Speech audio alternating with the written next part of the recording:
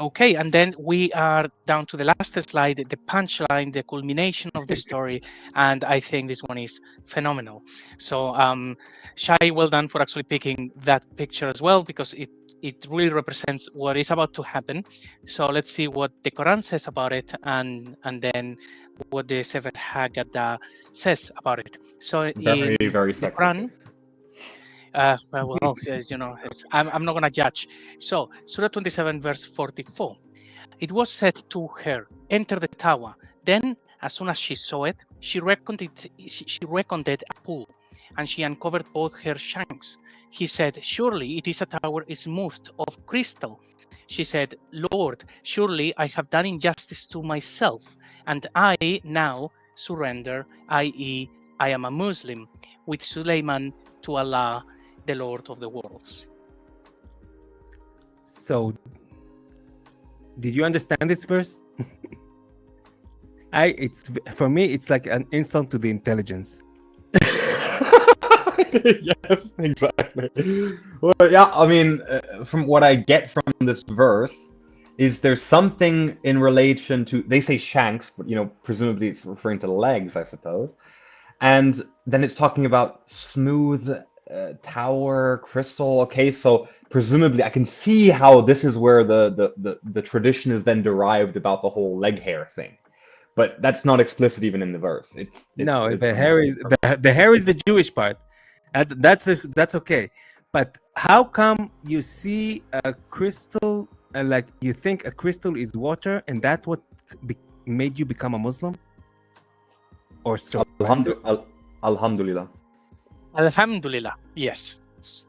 Wow, I found Allah in because I can't figure if whether it's water or crystal. Amazing, a great philosophy. So anyway, here now, I forgot to say in the last part, the actually the part that the Quran is missing is the best part of the legend. And if you want, I can send the link to the whole book if people want to read this the complete legend, because this is the most amazing part when all the 3 years they describe the 3 years she's traveling, and the more time goes up, she get more curious and more intrigued and more amazed of how much she want to meet him. She's starting to feel things, and then after that, when she came, she gives him this beautiful, amazing questions that, of course, to see if he is smart as people say he is. And of course, he gives her the answers. And so it's a really beautiful part that is absent in the Quran, but is actually located in the original, not here specifically. But the only thing parallel between the Quran and the Haggadah is the part when she enters the palace. So Benaiah, his advisor, he brings her into the court. So he brings her to the king, who, upon hearing that she was about to arrive, went to a glass house to receive her. When the Queen of Sheba beheld the king seated in a glass house, the thought came to her that the king was seated in water.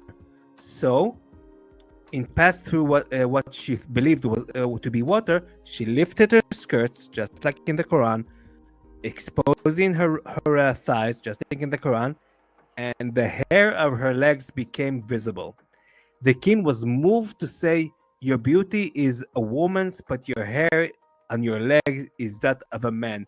Hair in ornament is ornament to a man, but is disfiguring in a woman." So this is The end. So this story can mean a lot of things.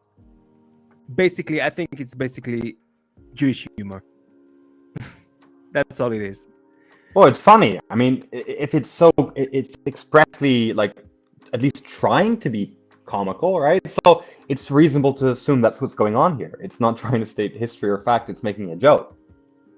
Yeah, it's nothing, it's nothing. I mean, there are some people say that maybe she was part demon, part human, and that's why she had legs, and all kinds of interpretations. But overall, basically, it's just a joke in a beautiful story.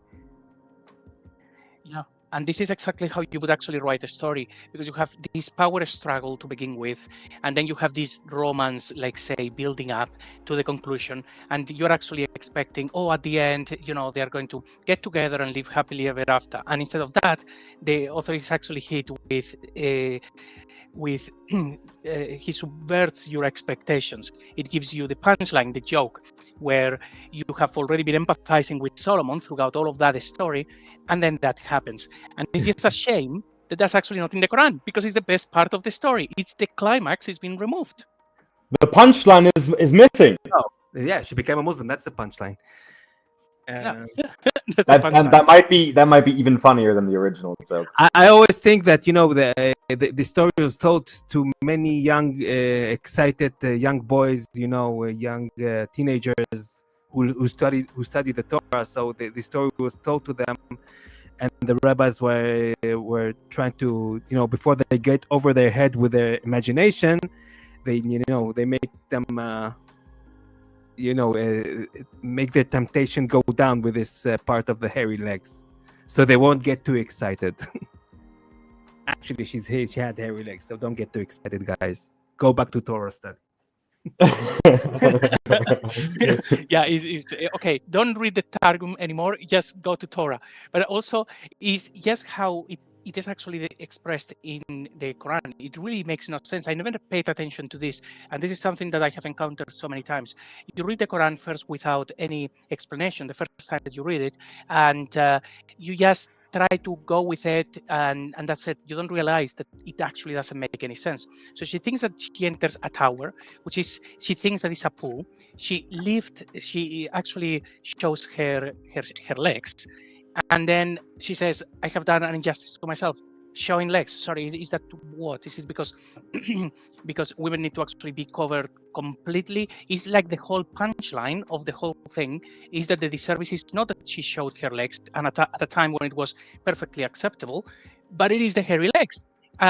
Cash, I think you need to analyze that verse and see if somehow they have actually hidden hairy legs somewhere, and now it says surrender or something like that. I think I didn't look into it too much because I'm focused in the Quran, but I read that also in Muslim traditions she had also hairy parts,